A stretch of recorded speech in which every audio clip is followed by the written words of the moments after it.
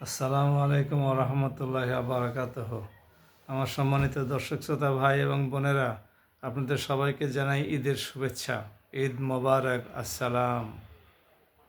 আমাদের 30টি রমজানের রোজার পরে আজকে ঈদ উল ফিতর শেষ হয়ে গেল। এক প্রহর চলে গিয়ে আমরা এখন ঢাকা শহর ছেড়ে যারা গ্রামাঞ্চলে চলে গেছি, তারা ঈদের পরবর্তী রাত বন্ধু বান্ধব, আত্মীয় স্বজন, পাড়া প্রতিবেশী সবার সাথে এনজয় করছেন। হাটে বাজারে চায়ের স্টলে আনন্দ উপভোগ করছেন, একটু রিল্যাক্স করছেন। কিন্তু আগামীকালকেই ঢাকায় ছুটার জন্যে সবার মধ্যে টেনশন সৃষ্টি হবে, কারণ সরকারি অফিস খুলে যাবে আগামী পরশু দিন।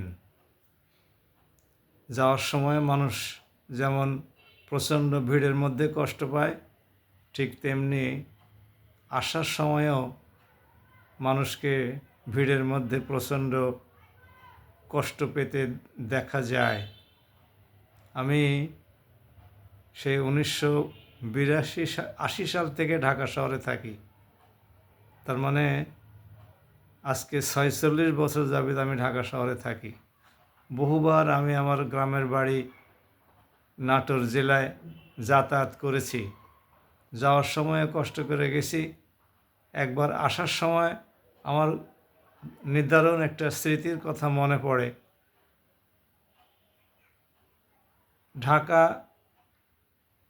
ঈশ্বরদী বাসের কোনো টিকিট না পেয়ে ব্রেক জার্নিতে ঈশ্বরদী থেকে আসলাম নগরবাড়ি থেকে এপারে ফেরিতে পার হয়ে আরিচা থেকে ঢাকার আরেকটা বাসে উঠলাম। সেখানে নগরবাড়ি থেকে 55 কিলোমিটার দূরে ঢাকা, পুরো রাস্তায় প্রায় দাঁড়িয়ে আসতে হয়েছে আমাকে। আমি ওই সময় তো প্রায় 30 বছরের এক ইয়াং, আমার পক্ষে হয়তো দাঁড়িয়ে আসা সম্ভব হয়েছিল, পেরেছিলাম। ঢাকার গাবতলীর কাছে এসে একটা সিট পেয়েছিলাম, তখন বসলাম। ও বসা না বসা আমার সমানই ছিল আমার জন্যে। কিন্তু যার বয়স 60-এর উপরে, এরকম অসংখ্য নারী এবং পুরুষ ঢাকা শহর ছেড়ে চলে যান। তাদের যেতে যেরকম কষ্ট হয়, দাঁড়িয়ে যেতে হয় বাসের মধ্যে, ট্রেনের ছাদে, ট্রেনের মধ্যে, ঠিক তেমনি আসার সময় ওইভাবে বাসের মধ্যে, ট্রেনের ছাদে, ট্রেনের মধ্যে এভাবে দাঁড়িয়ে যেতে হয়, কষ্ট করে যেতে হয়, খোঁসাখুশি করে যেতে হয়।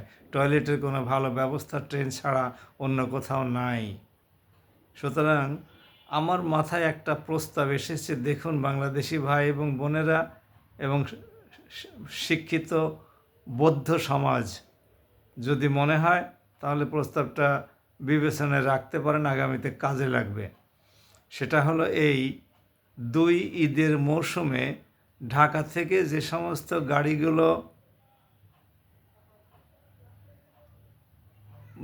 বিভিন্ন এলাকায় চলে যায়, সে সমস্ত গাড়িগুলো সব ভর্তি হয়ে যায়, কিন্তু আসার সময়, ঢাকায় আসার সময় কিন্তু প্রায় সবগুলো গাড়ি খালি হয়ে ফিরে আসে।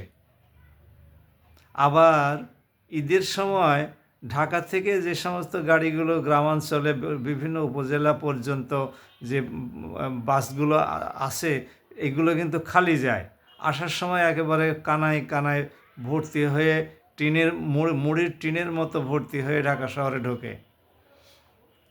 তো যারা যাওয়ার সময় কষ্ট পান, আবার যারা আসেন ঈদের পরে তারাও কষ্ট পান। তার সাথে আমি কষ্ট লাঘব করার একটা প্রস্তাব আমার মাথায় এসেছে, আপনারা বিবেচনা করে দেখতে পারেন কিনা দেখেন। সেটা হলো এই, আগামীতে ঈদের যে সমস্ত পর্বগুলো আসবে, সেগুলোতে আপনারা একটা কাজ করেন। ঢাকার বাইরে যারা থাকেন, ঢাকা শহরের চাকরিজীবীদের আত্মীয় স্বজন, তারা বরং ঈদের মরশুমে ঢাকায় চলে আসেন। তাহলে আপনারা ফাঁকা বাসে আসতে পারবেন, ফাঁকা ট্রেনে আসতে পারবেন, ফাঁকা লঞ্চে আসতে পারবেন, জাহাজে আসতে পারবেন, নৌকায় আসতে পারবেন। আবার ঈদ শেষে ঢাকা থেকে সব খালি বাস যাবে আপনার গ্রামাঞ্চলগুলোতে, দেশের উত্তরাঞ্চল, দক্ষিণাঞ্চল, পূর্বাঞ্চল, সব অঞ্চলে খালি বাস চলে যাবে, তখন আপনারা খালি বাসে চলে আরামসে চলে যাবেন, কোনো টেনশন নাই তো। কোরবানি কোরবানি আপনি টাকা পয়সা ওই দিক থেকে নিয়ে এসে ঢাকা শহরে কোরবানি দেবেন, আপনার আত্মীয় স্বজন প্রিয়জন যারা ছেলে মেয়ে যারা আছে তাদের সাথে ঢাকা শহরে কোরবানি দেবেন। কোরবানির পশুর চামড়াও ভালো দামে বিক্রি করতে পারবেন, গরিব দুঃখীদের হক আদায় করতে পারবেন। ঠিক তেমনি আপনার বর্জ্য সমস্যারও কোনো সমস্যা হবে না। আপনারা আমার এই প্রস্তাবটা দেখতে পারেন। তার মানে খালি বাসে আসবেন, খালি বাসে যাবেন, কি মজার জার্নি হবে, কষ্টও দূর হবে, আমাদের সুবিধাও হবে, ভেবে দেখতে পারেন। সবাই ভালো থাকুন। আসসালামু আলাইকুম ওয়া রাহমাতুল্লাহ।